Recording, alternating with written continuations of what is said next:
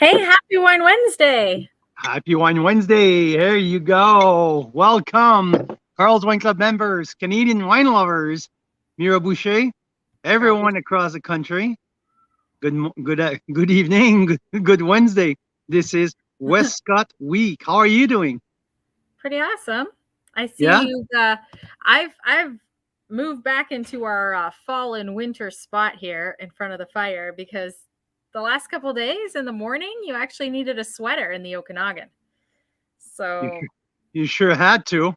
It's getting a little chilly, but not during the day. I mean, where you are outside right now, it's what, like 28 degrees? 28 degrees right now. So nothing to complain about. That's for sure. That's not a cloud in the sky. The smoke from the last couple of days were pushed away on the other side, so it's a good sign. Hopefully, we woke up this morning with some ashes on the car. So yeah. That's right. And we were down in Osoyoos and Oliver today. We sure was. And the grapes are looking good. It was kind of a nail biter, as vintages often are in Canada, because we had a really late spring, and the grapes, just started ripening like in the last couple weeks, but it's looking really good, like down south anyway. It does. It's still behind by what, 2.5, 3 weeks, even down south. Like it's behind. But if Mother Nature want to collaborate and give us a long spring, well, we'll take it, because that can bring this harvest to a great level. It's late, but there's a lot of potential. So it's all in the hands of Mother Nature, and let these grapes ripen. Let these grapes ripen. That's the key right now. We need no frost, no early snow. Let these grapes ripen. That's right. Yeah. That's the key. So it's Westcott Week this week. We had decided a little last minute to come up, but we've got a phone call from Vinmount Ridge, Appellation, at the Westcott Vineyard, and they say, hey, we have 2 wonderful little terroir pack that we would like to put together for your members, Carl. Would you be interested? Including 3 wines that are normally not available anywhere except their wine club.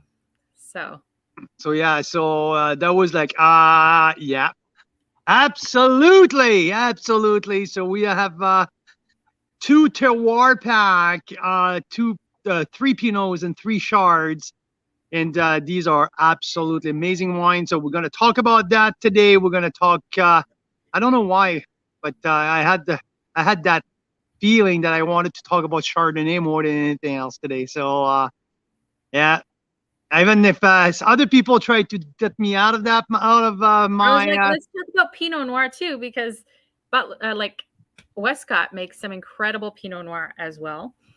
And he's like, no, let's talk just about Chardonnay, because we've tasted some amazing ones lately, and we want to recap what we've learned about Canadian Chardonnay since May. Back in May, we tasted 54 Chardonnays side by side. Yeah. One of the most epic tasting ever, right?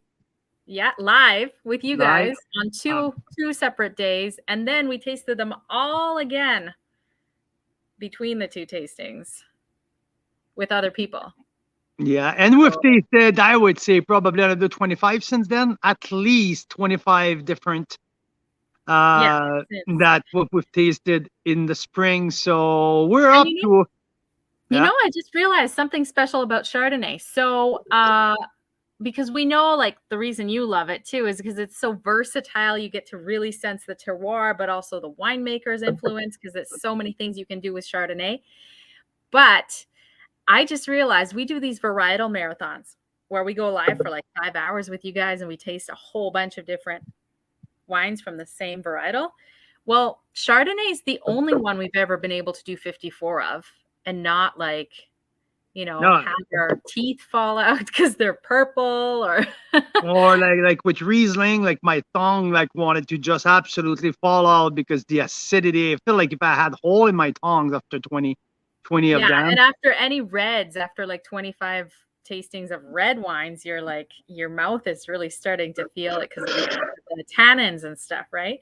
But Chardonnay, you can taste a whole bunch. Soft and smooth and bright at the same time, but so much complexity, so much different aspects, so many different personalities, so many different stories. So yeah, you should see what I have in front of me here. I have like 10 different bottles of Chardonnay, just to show you a little bit of my favorites since the beginning of the year. We're going to talk about it, but and also I will blind taste Mira. Yeah, I'm excited for this. So you've put 2 Chards here. You have 2 Chards in front of you. You have 2 Chards, one from BC, one from Ontario. So I want to know if you can get which one is which. Yeah. So I can't wait to get to that. So yeah, do you want to know what it is first, or do you want which one? Not which one is which, but do you want to know which winery? What wines and what wineries? No. Well, I can't tell you which wines. I can tell you it's 2 Chardonnays. Well, that's good. Yeah, that's good enough. And both, that's all I need. both have been aged in oak barrel. There's no oak in there. Nice. Just so you know. So so yeah, we're gonna do that. Hi, Daryl. Vicky's here. Vicky's gonna come and visit us soon in October. So pretty excited to meet with Vicky and Al. So it's gonna be pretty cool. I've been planning a little bit of some stuff with Vicky. Great, Daryl. Here you go. Good evening, boss. Great to have you on. So yeah, this is Westcott week. We're talking Pinot Noir a little bit and Chardonnay a lot. So before we go through our fun exercise here, Mira, how about we talk a little bit about our 2 terroir pack? First and foremost, let's chat about Westcott. Something pretty cool. This is their 10th harvest this year, so they are gearing up for harvest.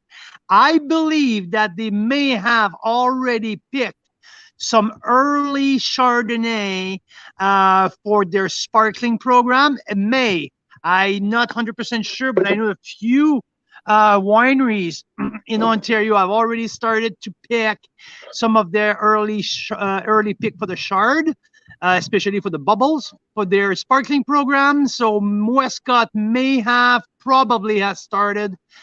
So yeah, Grant Westcott, Karen and Hurst, 2 former executives from the Toronto corporate, Bay Street and King Street, downtown Toronto, retired from their day job to pursue a farming dream. Grant grew up in a farming family, and here you go. They bought a piece of land back in 2006 and planted Pinot Noir and Chardonnay at Westcott Home Vineyard in Vinemont Ridge appellation. So and started as true garagist and without not knowing a whole lot, to be honest, they hired some pretty good, some world renowned consultant in terms of viticulture, vinology, and also winemaking consultant. And like all very smart people do, they listen. And they listen very well, because 10 years later, about more than 10 years later, because the first 3 or 4 years they did not harvest anything, but since 2006, so let's do the math, 16 years later, what's in our glass? It's pretty darn freaking spectacular. I'll tell you one thing. And what I really love from Westcott is they own 2 different pieces of property. One in the Vinemont Ridge appellation and one in the 20-mile Bench appellation. 2 very distinctive sub-appellation of Niagara. And The grapes that they're harvesting there are completely different. So they do single vineyards from each and every parcel, but they also do a blend of both. So what we have, and in both Pinot Noir and Chardonnay, so we have the option and we have the privilege we can play with what grows at Westcott Home Vineyard, but also what grows, which kind of grape you can get from the very sought after Butler's Grant Vineyard in the 20 Mile Band. So it was like at least I think it's 5 years ago when Grant Westcott was able to get his hand and purchase the Butler's Grant Vineyard. So it was a big acquisition in terms of prestige, because that Butler's Grant for many years was known as one of the top source of grape in the 20 Mile Bench appellation and the whole Niagara region. And Grant was able to get his hand on that, a 30 acres land this year from the outstanding 2020 vintage, they have that Butler's Grant Chardonnay that I think it's one of the best Chardonnay in the country. So boom, this baby here. 94 points that I gave this wine back last year when I tasted that in October in pre-release. And I knew from the first smell, from the first sip, that something was very special with that wine. And a year later, well, almost a year later, I'm looking at what I've tasted across Niagara and across BC. And there's not a whole lot. I think there's maybe one or two wines who has scored, maybe 3 wines who has scored higher than the Butler's Grant since October last year. So yeah. Mira, I know that you like to read about what we do in every winery that we feature and all that. Did I miss any cool fact, any fun fact about the Westcott Vineyard, about Canadian, about Grant, about Casey? Is anything that you would like to add here?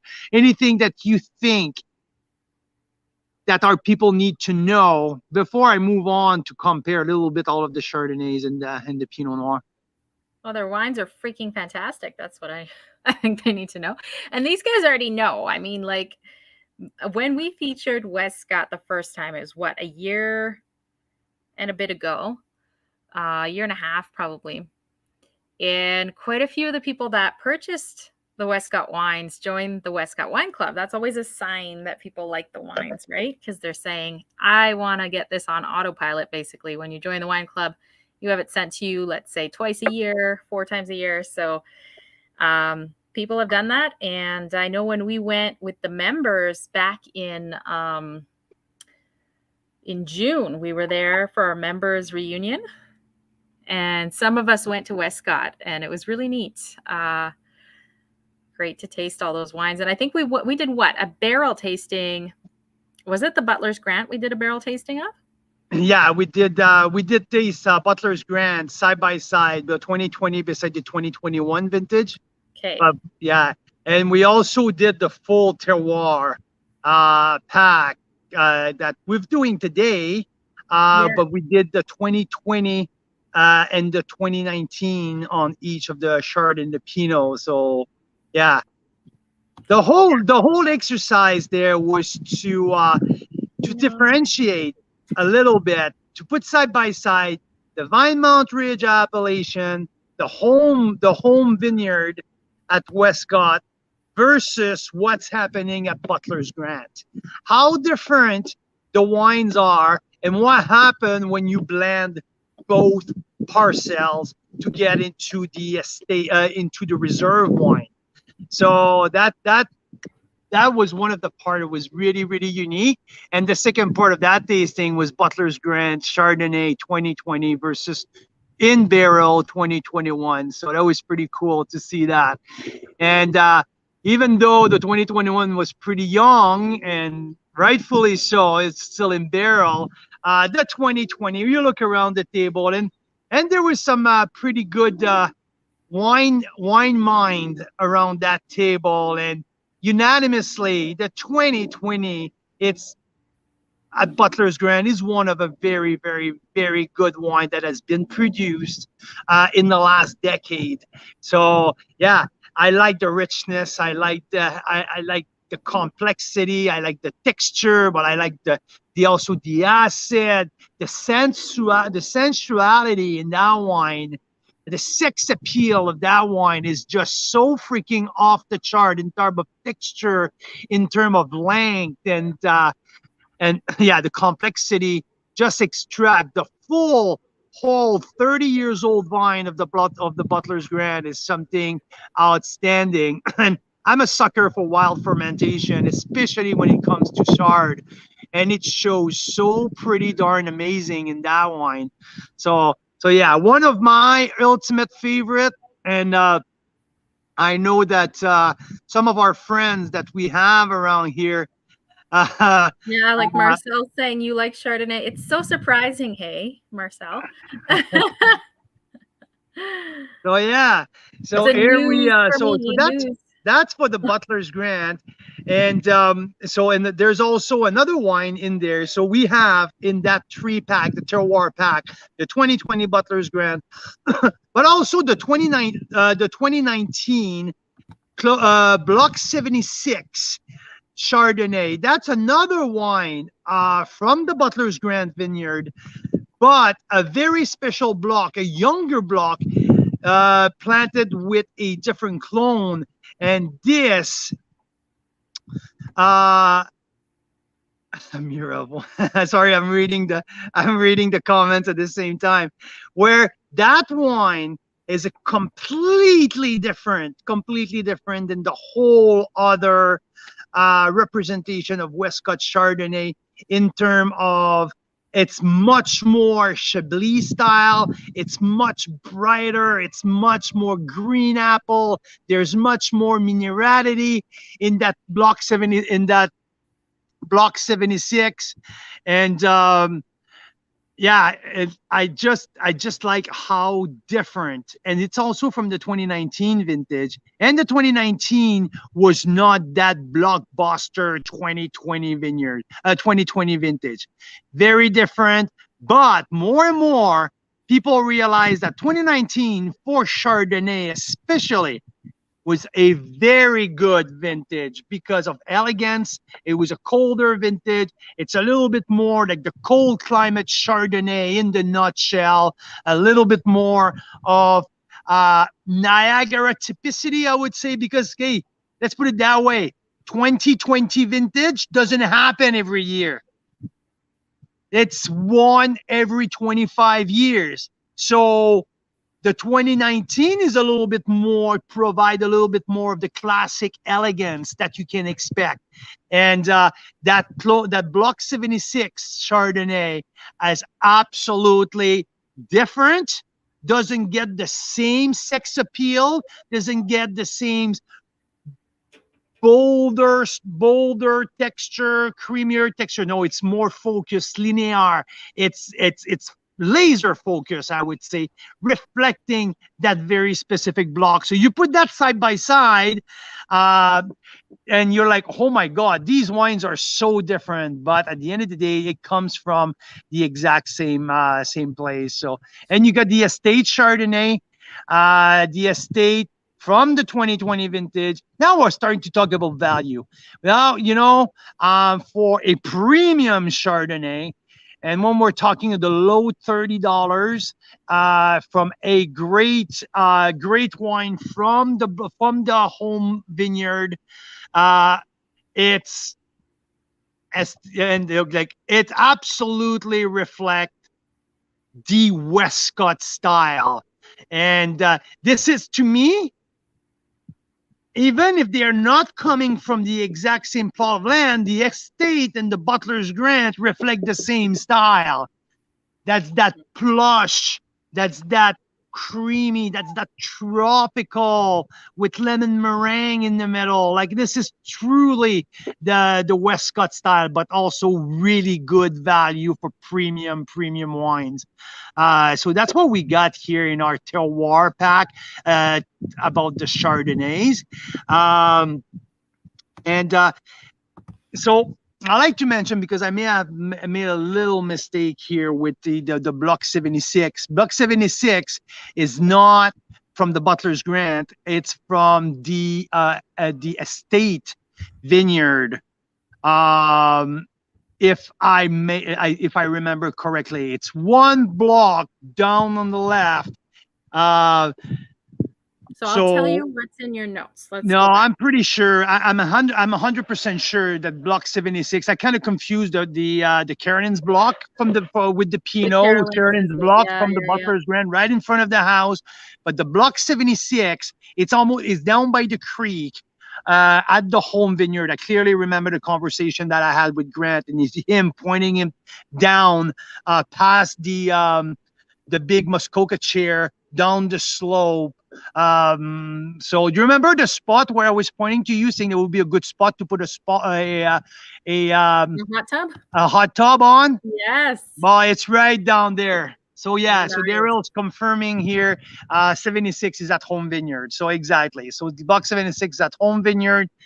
And we have the counterpart from the 2 home vineyard block. We don't have the reserve Chardonnay, who's a mix of both, but usually you can have it, the reserve as well, and we'll see the reserve with the Pinot Noir here. So yeah, Mira, do you remember a bit about the tasting that we had at Westcott? Has anything who comes like jumped out for you that you would like to talk about?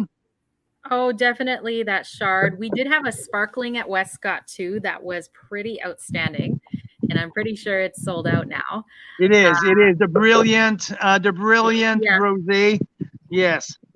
But we started with I don't know if it was the brilliant, was it? Yes, it was. Yeah. Oh, absolutely. So that was pretty awesome. I remember just how humid it is in Ontario. I mean, it was only like 28 that day, but it felt like freaking 40 degrees in the Okanagan.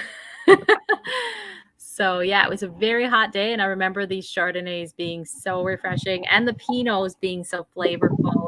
Fantastic. So tell us a little bit about the Pinots, and then let me do this blind tasting, because I'm starting to smell these Chards from over here, and I'm dying to know what you picked. Okay, let's go quickly through the 3 Pinots here.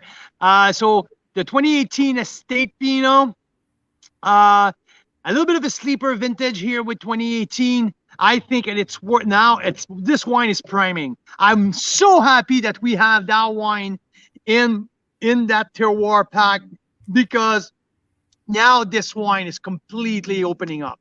It's just entering that phase of prime window of drinkability, and for the next 3 years, this Pinot is at its best. So great reflection of the home vineyard, and great price point, just like we're mentioning here. The estate program here offer great value for premium wine, and a great representation of the Vinemount Ridge appellation. We have the 2019 reserve just released. We tasted it in before everyone when we were there. I put an asterisk beside my tasting note that day with the 92 plus points. I was very impressed. I was like, oh my god, this is for the 19 vintage. It was rich and plush, and I really enjoyed the complexity. But again, a baby wine, really young, a little bit of oak up front. But this is pretty cool wine to taste. This will last forever. You can wait a couple years, and I will wait again like an extra 2 years to let that sit. But this wine can be a real gem in 4, 5, 6 years from now. Absolutely. And there's the Carolyn's block, where from the Butler's Grant vineyard, this is a new planting of vines from right in front of Grant and Carolyn's house at Butler's Grant. 70 cases of that was produced only, and this is again like a little baby in the sense that, geez, there's so little produced, and it's such a nice reflection of the terroir at Butler's Grant, but vibrant young little vines. There's so many jokes that I can do about that, but I will not get started on that. It can turn out pretty nasty pretty quick.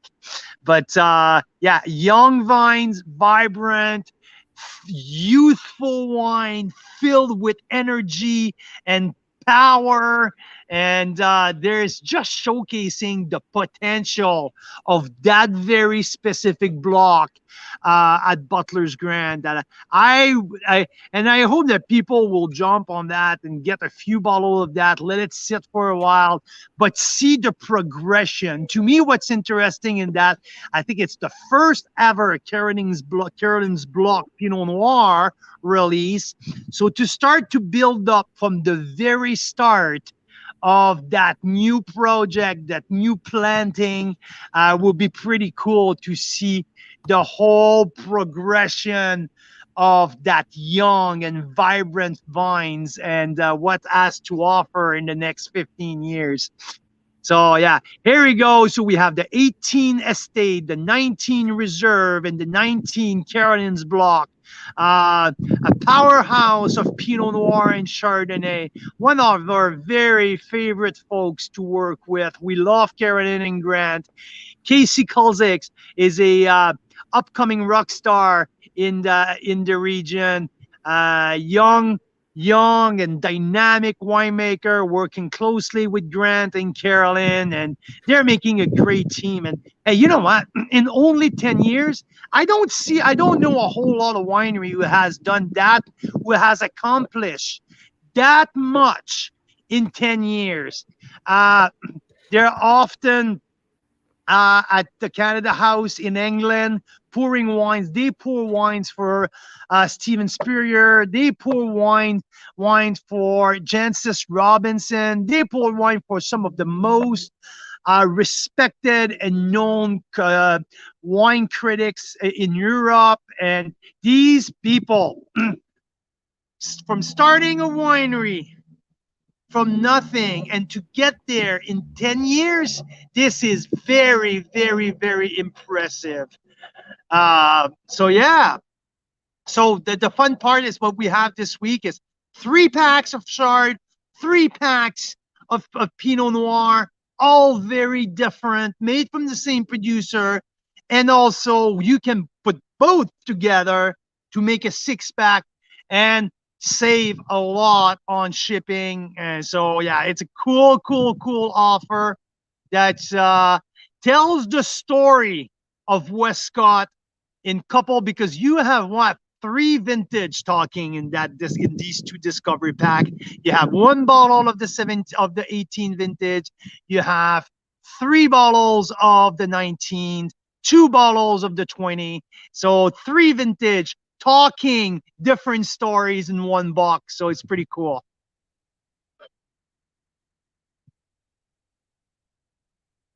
You're mute. Sorry, the wind is blowing, so I was trying to be quieter. So all that kind of stuff is what terroir is, right? Terroir it's like the soil, but also the environment. We include winemaking style and talent of the team because the team is unique. Because to me, what terroir is what everything is unique for each and every single bottle.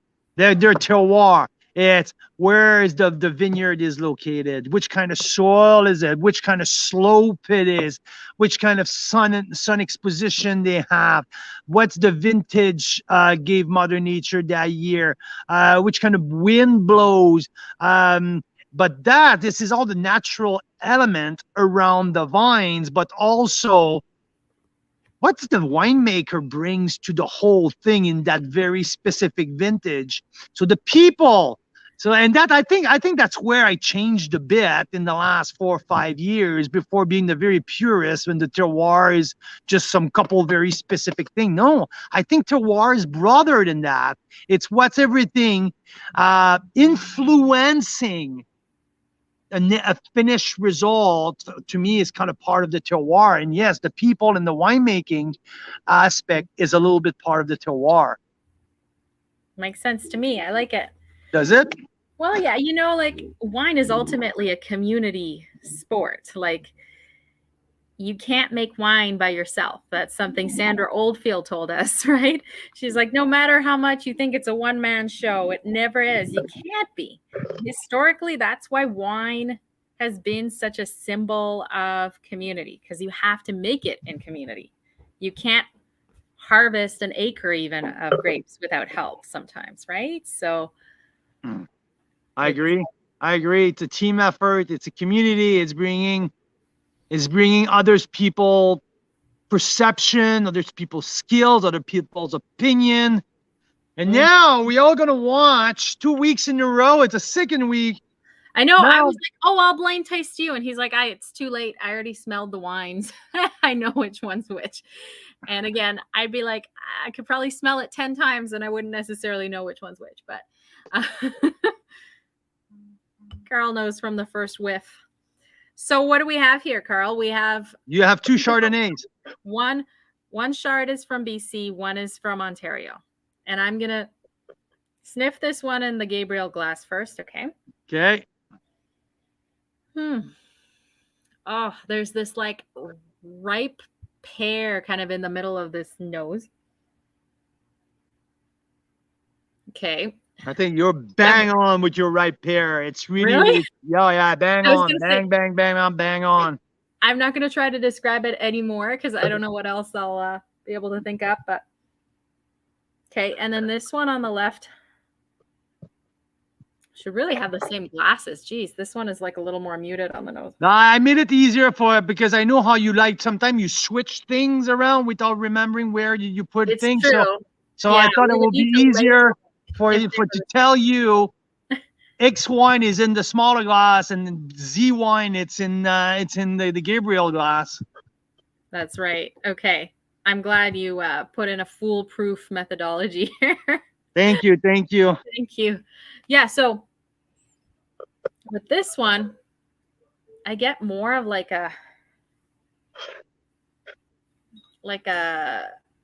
gravelly kind of wet stone kind of nose. You're bang on, absolutely bang on. Like you are absolutely on point on these 2 notes. One is more tropical, orchard. The other one is more mineral, more gravelly. And I would add maybe a little bit more toasty. I think the barrel a little bit more toastiness on your in the one who's not pear. Was a little bit the more one who's toasty. not pear. But now I meant friend. A little bit of like brioche in that one. Yeah. Okay, so on the nose, I would guess if it was purely the nose, I would say this one is Ontario. Are they the same vintage? No, they're not. They're not same vintage. I was that was a last minute decision, right? So yes, that's true. It wouldn't matter that much because it's BC and Ontario. So who wouldn't know? That. Okay, so talk to me about big glass and small glass. Yeah, so the big glass I am going to guess on the nose is Ontario. Now let's see what I guess on tasting.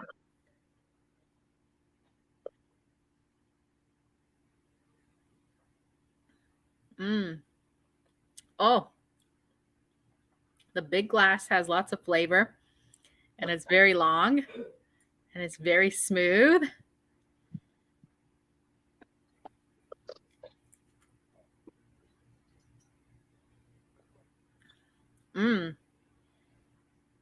Yeah, I'm guessing Ontario on the taste for this one too. It reminds me, well, I don't know. Hang on. It reminds me of the wines I've had from Mira in BC and also the ones I've had from Ontario from the 20 Mile Bench. There's no 20 Mile Bench, just so you know. Just to help you, there's no wine from the 20 Mile Bench in these 2. Okay. Yeah. So, and then this one in the smaller glass is like more, there's more like lemon, lime kind of stuff in there.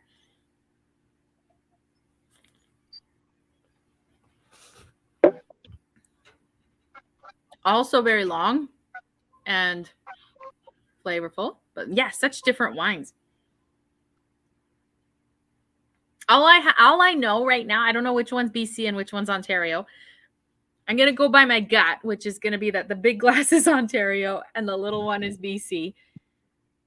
Only Can because you come back here? I can't really remember what I've done. Oh, really? Come here. Okay. You're gonna smell them? Yeah. You have the bottles out there? Yeah. Okay, so why don't you tell me what the bottles are first? No, okay. First I want to score. A score. Yeah. On the Mira scale. Which one will I drink faster? It's gonna be this one. Okay, come here. Okay, I'll be right there. Thank you. Thank you. So I proved it. Okay. I wanted to make sure that everything was like Mira approved. And the whole process, I'm thinking, hey, geez, which one did I put where? So next time I will need some dots on the glasses or something to get. But anyway, so I'm going to remember which one is which when I smell, or two glasses. So we'll see which one. If Mira got the blind taste, I want to remind everyone that she got bang on last week on the Inovino. Which one was Inovino, which one was not. So we'll see this week if she find the BC wine versus the Ontario wine, which one is which. So it'll be interesting to see. I need to smell the two glasses now. After Mira proving, I need to Carl prove Here. it. Okay, here. So all right, so the little one and the big one, and the one that I liked the most was the big one. Not that that means anything; they were both fantastic, but you know. Yeah. Okay. So this is this one. Yeah, that's the same one. And then, oh yeah, that's so different. Okay, you have to tell me. So you go with the big one. Yeah. The big one is Ontario. So there you go. So I did guess it. Oh my god. She did get it. Stony Ridge 2019. Nice. I've never tasted that one. So no, you sure did I'm not. I'm surprised that I guessed Ontario because. And the BC one is the Maverick 2021. There you go. Jeez. There you go. You got it. Bang on. I might know a little more than I give myself credit for, I guess. There you go. There you go. One thing's for sure is I've only mainly tasted Canadian wine. And so if you were to do this with Canadian versus international wines, I bet I could tell the Canadian ones from a mile away. So one thing here between the two, there's a very, very, very obvious difference, especially on the nose. It's the minerality. The flint, are you going to sit here to finish? Yeah. Okay. She's going to come back and sit with us. So just like a big family. The flinty minerality on the nose, on the Stony Ridge, it's very, very dominant. And when we go to the Maverick, much more tropical fruit, mostly on fruit, orchard, tropical. You don't have a big explosion on the Maverick. I would guess it's a small baby, really, really, really young, just released. There you go. And but really tropical, very tropical. 2021 was a very challenging vintage in BC, especially because of the heat dome. This wine could have been smoke taint, but no, there's absolutely no hint of smoke in the 2021 Maverick. The fire was across the valley from them, so there's no. They were down south, but not on the same side. So good on that front.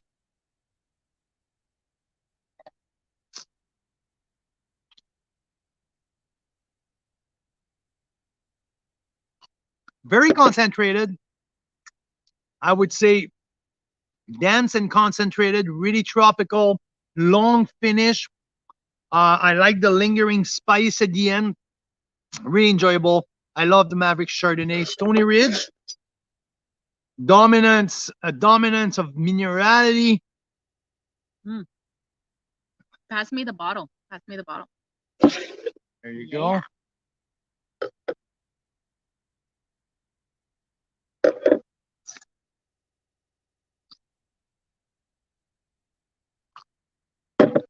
There's much more finesse, much more elegance in the Stony Ridge.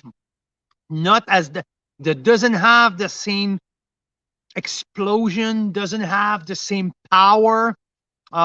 Completely different style, and also talking different vintage. I think this is a really good representation of the 19 vintage in Ontario. Elegance. Yeah, very good wine.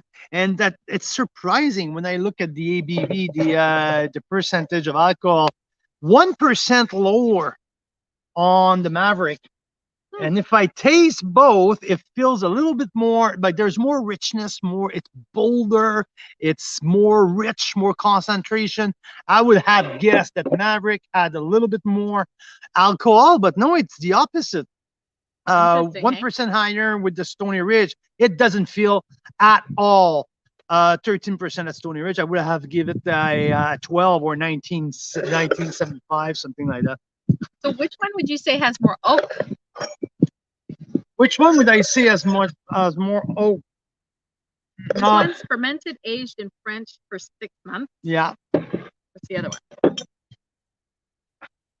It's the key. It's not which one has more oak. I would say which one has more new oak. Up front, I got a little bit more oak toastiness on the Stony Ridge, but I would say a little bit more new oak with the Maverick. But is it ready? I don't know. I may be confusing a little. No, I don't think. So I'll tell you what it said on the back of the bottles. The Maverick, 6 months French oak. Yeah, but the key to me, it's not about the key to me. It's more about what's the percentage of new. Yeah.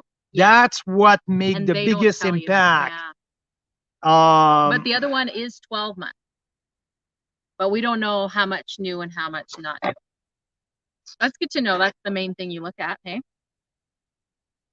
You can definitely get more toastiness on the Stony Ridge, right? So the length, yes, play a role as well. No doubt about that. But here it's more about like the mid part, not the new oak upfront vanilla. I get that a little bit more on the Maverick. And when I get to the Stony Ridge, it's more that toastiness who gets out a little bit like almond cookie, the baked croissant who comes out. There's none of that in the Maverick. The Maverick is a little bit much more fruit forward, easy drinking. But I like that more and more right now. Like it's getting the Stony Ridge? The Maverick. Oh, the Maverick. Yeah. Well, that's the great thing about wine is it keeps opening up over the course of the evening. Yeah, exactly. Yeah. New oak manners or new oak matters. I love it, Daryl. Yeah, it's true, hey. I also never understood the whole thing about French and American oak, where people are all like, oh, American, oh, French. But I'm starting to get that too. Yeah, it's coming. It's just like it's different flavors. Oh yeah, absolutely, 100%. You get much more of the vanilla caramel on the American oak. It works a little bit more on the texture because it's more porous. So yeah, very different. And when you're talking about Hungarian oak as well, is much more neutral, just playing a little bit more on the texture. So yeah. And there was a winery at one point that used Canadian oak. Yes, not very successfully. Yeah, I don't remember which one that was, or maybe it was just a rumor we heard, but No. That was a real fact. That was a winery. Yeah. Anyway, it's always interesting to experiment, I guess. There you go. Back together. So yeah. So now that we've done So now you guys have to see what Carl's got here behind us. Look at this. Look at. Okay. So these are some. We'll move this one. These are some of my favorite Ontario Chardonnay. No, here, let's go here, Mira, if you don't mind. There you go. Yeah, and look, Brian Schmidt's here. Hey, Brian. Brian, how's it going? There you go. Brian's tasting Featherstone tonight, I guess. So here's some of my. Good to have Brian. I have one of his wine in the lineup here. So this is some of my top Chardonnay from Ontario that I tasted this year. And there's a common trend on that is, and if my friend Rob Amersley, owner winemaker at Black Market, listened to us, Rob, we always talk about how the 20 Mile Bench has a very specific nose. When you open a bottle of Chardonnay from the 20 Mile Bench, there's always that very style of aromas that you get, and a very precise one. Well, look at the bottle that we have here. It's my top 4 Ontario Chardonnay that I tasted this year. Top 5. Top 5. But I'm not sure if it's my top 5. I tasted so many great Chardonnays, but that's what I clearly remember. I kept the bottle because I thought there was like something special. So there's Batchelder, the Wismer Foxcroft Nord on the 2019 vintage. There's the Cuvée 19e from Pearl Morissette. It was my top wine of the year last year. And mine. And pick one. There you go. And yeah, we tasted it again this year, and just like didn't really show improvement, but absolutely shining. There's the Butler's Grand 2020. These 4 are all, there's also the 2018 Clone 76 from the Boutique Vineyard from Vineland Estate. It's part of my top, some of my favorite. And this wine, I made that small list here for a very specific reason. Is because of the price point. All of the other 4 are all $45 or more Chardonnay. Boutique Clone 76 is $25. Is it really? It is, or 28 at the most. So this, for me, it's the top value, amazing quality Chard that I can find for a $25. I would have paid easily. Oh my God, it is. Isn't That's it? Including tax. That's including tax. So to me, Boutique Clone 76 is part of that list because of the amazing price point. Not as, I think it didn't score as high. I think I gave it a 92 plus. The other one are all 94. But Butler's Grant 94. There's also Leaning Post. But that one plays right up there in terms of like how amazing it is. Oh yeah, absolutely, absolutely. So yeah, so we have Pearl Morissette, Westcott Butler's Grand, Batchelder, Wismer Foxcroft Nord, Leaning Post, Saint Chuck Vineyard. Ilya and Nadia at Leaning Post are doing some amazing stuff, some freaking cool stuff.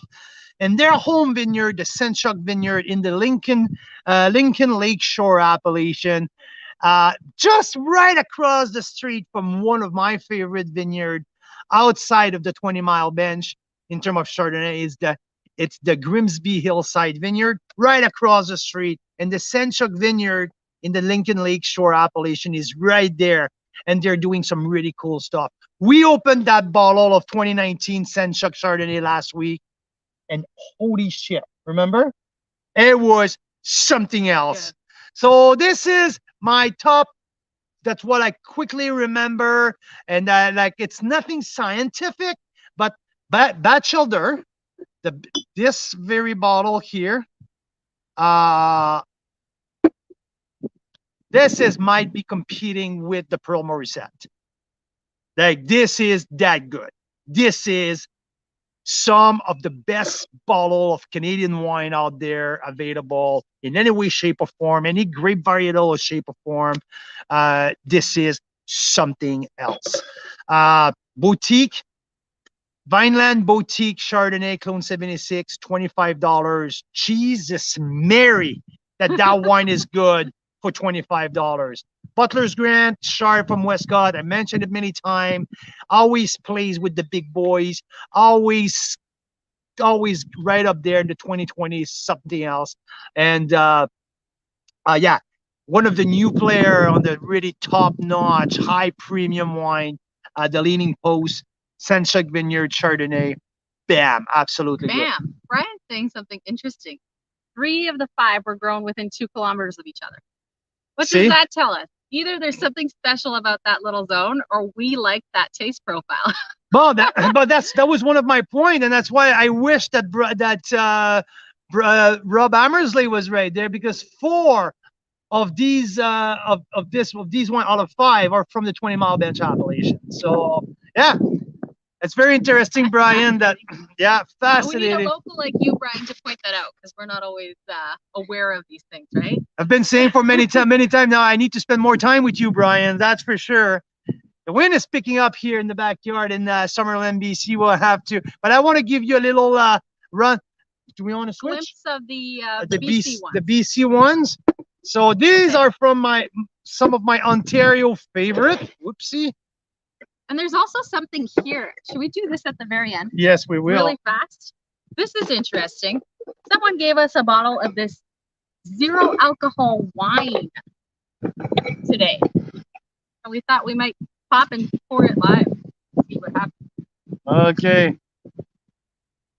And here you go. So, son of my, ouch! Jesus Mary! You got stung by what? I just got stung. Ah! Yes! Chris! Oh no. Yeah. Do you want an ice pack? Pitch! Okay, you an ice pack. No, it's all good. Don't worry. Are you sure? Oh, yeah. Okay. Just got stung. It kind of grazed my leg first, and then it went for you. Okay. That's the guy making all the noise. We'll get him. Yeah. Okay. So top BC Chardonnays. I've been talking about Giant Head for quite some times now. The Cannon View 2017 vintage, an absolute gem from Summerland, BC. I got some of that oak profile. The winemaker plays with barrels like no one else, but with balance and some of the best, most complex wine. The Courcelette Chardonnay. We had a heck of an experience last week. Fuck that with the bloopers, Brian. That's not funny. It hurts.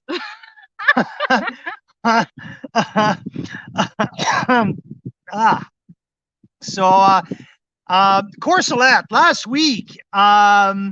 This wine starts to open up right now. Like, I had a bottle, I would say probably 8 months ago. It was good, but it was not out of my mind.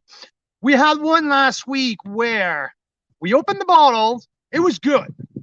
We kind of forget about the bottle. Yeah. And what? 4 hours later, or when after all the guests left, there was half a bottle left. We sat down and we tasted it again, and it was like, holy shit! This wine had opened up like there was absolutely off the chart. So yeah, we have 2 more left in the cellar. They're gonna sit there for a few years, but geez, they was fantastic. So it's getting right up there. Courcelette from the Similkameen Valley. There's a minerality in there. Is fantastic. Great texture. Small production. Upper Bench from the Naramata Bench produce great Chardonnay every year. This is the Estate One 2019. Zippy, precise. If I want to compare something from Ontario, I will go with the Block 76 from Westcott. That same linear, zippy, like laser focus, lemony, lemon zest. That's what Upper Bench offer on that one. And they are my favorite, and I think Mira's favorite, and a lot of people that I tasted lately. It's the Legado from the Silva Vineyard. And very sadly, we're featuring the Silva in a few weeks, which is awesome. And because we made such a fuss around this wine and how great it is a few months ago, it's pretty much sold out. I think they're down to their last like 2 or 3 cases. Yeah, so can't have it. We won't be having that in the feature unless someone wants just like 1 bottle maybe or something like that. Yeah. So that's Myers Chardonnay. Yeah, I have. Yeah. No, I get. Bruh. The wasp got him before he could find that bottle. Yeah. No, first and foremost, I did not, Daryl. I do love Myers Chard a lot. None of my last though topped these 4, but right there at the same level, I would say the Tribute 2020 is right there around the same. Also the McLean Creek, it's maybe just a little notch under that. I had a fantastic 2016 McLean Creek a few weeks ago, maybe a month ago. Fantastic. It went like nose to nose with a great Merceau. So no, that's double the price. But yeah, more than double. So, but yes, Brian, Meyer Chardonnays are some of the best in the valley. But the last old block that I had was great, not at the De Silva level though.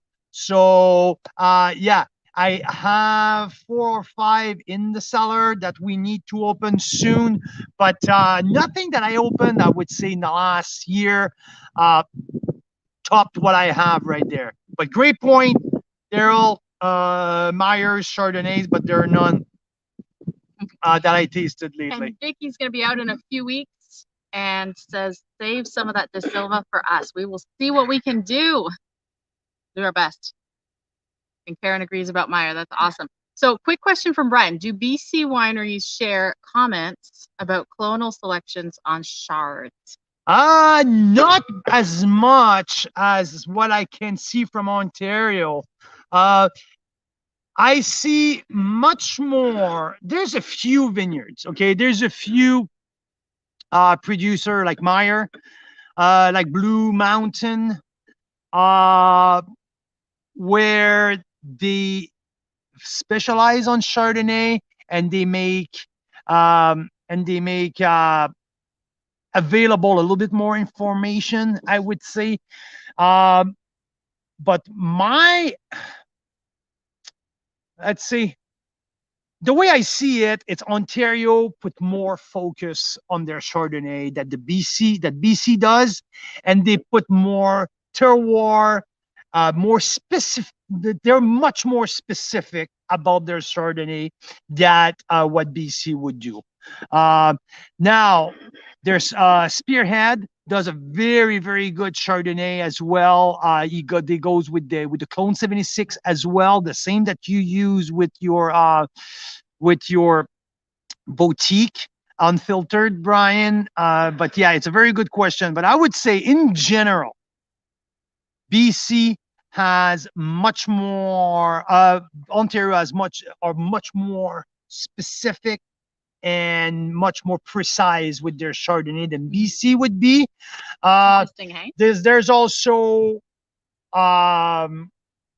Checkmate that I have to study a little bit more. It's worth it, but they're so exclusive and so unique in their own category, keep everything secret and all that. So I don't taste Checkmate quite often, and to be honest, I don't try to push as much to try the Mark Anthony brand wines because they keep everything for themselves, and that's fine. That's the way they do business. So we've had some challenging interactions. But in a nutshell, their wines are really good. Like I remember we tasted one together. I think it was the Bears one. Yeah, the Bears was really good. There's a little bit of concrete in there. A little concrete, no, a little amphora. Amphora. Yeah. So any ones that we tasted so far have been great. Oh, absolutely. Yeah, right up there. More in price point than any of the other wines that I would say are like the Legato. I would go for that over some of the other ones. But well, let's put it that way. Legato, it's one of my top BC Chardonnay in the last couple of years. It's Legato. I rated 95 points. And guess what? It's $60. At $60, you're half price of most of the Checkmate. I think Checkmate has one shard under $100 bottle. So in terms of price point, pretty hard to compete here. But yes, they do great thing. And yeah. Anyway, well, that's been fascinating. Hey, any more comments around your Chards? Or I don't know. Move on to this quick little thing we wanted to do with this 0 alcohol wine. Okay, yeah. So shout out to Oliver Eat, to Derek, owner of Oliver Eat in Oliver. I had the best sandwich that I think I've ever had. He talked about it the whole drive home, and it's like an hour. That sandwich that I had this afternoon was absolutely off the freaking chart. Yeah. It was good. I had some too. So Derek owns Oliver Eat, the great deli. They make some amazing sandwiches.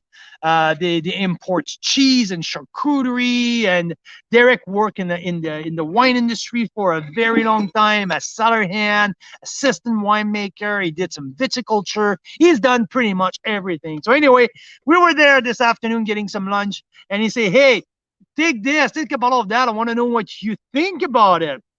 And I've been curious about this whole idea with 0 alcohol wine, because to me it doesn't, like, on instinct, I'm like, what the heck? Like, what's the point? This is crazy. Like, that alcohol plays into the flavors, and I feel like it's important. So, 0 alcohol wine. I have never tasted it, so let's give it a shot. There we go. So, this is really, really light color. Really, really light. Like, it's a little purpley. I feel bad throwing out the chard. Jeez. Don't throw out that chard. That's okay. Even though there's a fly in okay. It, whoa. I'll fish the fly out. That chard is really good. Oof. This really chocolatey. Like, it feels like if I'm smelling a chocolate brownies. Mike's saying maybe you will swallow this one. See? That is a really, I don't think I've ever had a nose like that on a wine. I smell like if I smell it, it feels like I smell a chocolate brownie. Very interesting. Can I try it before you? Or yeah, go ahead. Go ahead. Yeah, I agree with you, Brian. It grows really fast. Now I'm curious to see the quality, right? The okay. The nose is weird. Like I said, like it's chocolate to me. It's like I feel like if I'm smelling, there's nothing else in chocolate. Oh, that's right. So Brian, at Vineland, they have a 0 alcohol line, I think. So importing one from Lake in Germany and selling across Canada. Interesting. Good to know, Brian. Don't bite your tongue so hard. Okay. Thanks, Mike. I'll go for it. Well, it's just not what I expect from a wine necessarily, but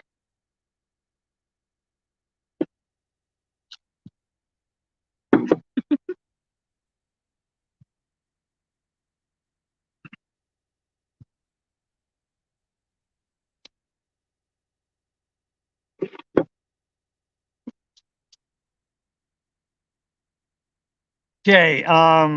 It's interesting. It's light. There's a light cherry, little cranberry, but it doesn't taste like wine. That's the thing. It doesn't taste like wine. It's like a little Kool-Aid with was missing powder or was missing juice. Like it's a like diluted Kool-Aid. That's a little bit like, and like I said, So I don't want to bash here. Like probably people who made this made it with passion and with purpose. do you know what it reminds me of? Is a really nice like a berry tea, an iced tea, let's say. Okay, yeah, an iced tea, yeah, unsweetened iced tea. Yeah. But the nose, I have a hard time getting over the nose. Yeah. I had a hard time getting over the nose. The palate is not, but it doesn't really taste like wine. And I think you nailed it with the, yeah, it's a little leafy. It's leafy. It's actually enjoyable. Like I like that. I can see myself having that chilled on a hot day. Why not? It says low calorie, no drowsiness.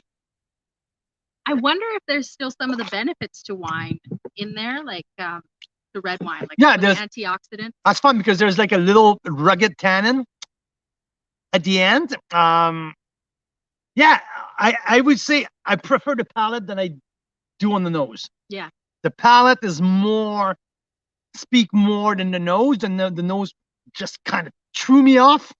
But and it's interesting, on the bottle it says best consumed in 2022. So what that tells me is maybe without the alcohol, it's hard to age something like this. Yeah, absolutely. Right? Yeah. So it's more just like, what's that good for? I guess it's good for, well, it's got 15 calories a glass. So very low calorie. So to me, that's like, it's interesting. You want to hang out with friends who are drinking wine. You want to drink out of a wine glass, and you can have that and not worry about a hangover, not worry about if you've got, addiction issues, those sorts of things. Or if you just like maybe there are the benefits with the antioxidants. Yeah, maybe you can also spit. But yeah, I mean, I would go for spitting before I would go for that. Although that is refreshing. It's nice. If I'm looking for an alternative kind of drink. Yeah, a light Beaujolais Nouveau, maybe. Yeah. A ice cold Beaujolais Nouveau. That maybe. So I just want to check how much it is. $1 plus $17 plus tax. Oh, yeah. So anyway, 6:15. That was an excellent show. It was fun. I love it. I love anytime we talk Chardonnay, I love that. So this is Westcott Week. This is Westcott Week. One of a rock star powerhouse Pinot Noir Chardonnay from the Vinemont Ridge appellation in Niagara. I got stung by a darn freaking bee. I am pissed off right now, but we chatted Chardonnay. So fun. Get your 3-pack. There's also in that 3-pack terroir or 6-pack a Butler's Grand 2020 Chardonnay, one of the best, 94 points Chardonnay this year. So rockstar bottles in there. So yeah, and get ready next week. This is like, I haven't been excited. I've been that excited in a long time. But next week we are going to feature Leaning Post. Leaning Post, Ilya Senchuk, Nadia Senchuk from the Lincoln Lakeshore appellation. To me, absolute rock star in the make. Absolutely, like they're a rising star in the Niagara wine industry. They are hardworking, passionate, dedicated, and like they don't take a no for answer. They are go get it people. Elia is a fantastic winemaker. We are going to feature 8 of their wine next week. I am so freaking thrilled about that. And there's also a kick-ass Chardonnay in that. Another 94 points. This going to be the Senchuk Vineyard Chardonnays coming out with others. A Syrah, a single vineyard Syrah, a red blend Merlot Cab Franc. Yes, they do pick up, Daryl. Yes, they do pick up. we'll keep you posted on that. But yeah, killer offer next week coming up. So we're really excited. And the week after, we are doing the Silva Vineyard and Winery here from across the lake on the Ramada Bench. We're going to do the Silva the week after Leaning Post. So, all right. All right. What's happening here? Computer died. What's happening here? Just in the nick of time. The Silva, good for us. Thank you. All right. Well, it's been so much fun. Mira has a girls' night. Mira has a girls' night tonight. I have a girls' night. So she need to get out of here. I'm going to Time Family of Wines. It's time to have fun for the girls. So yeah. All right. Well, Brian Schmidt. Brian Schmidt, thanks for joining us. That was so cool. Daryl, Vicky, Mike LaPlante, all of our group, Canadian wine lovers. Thank you for joining us.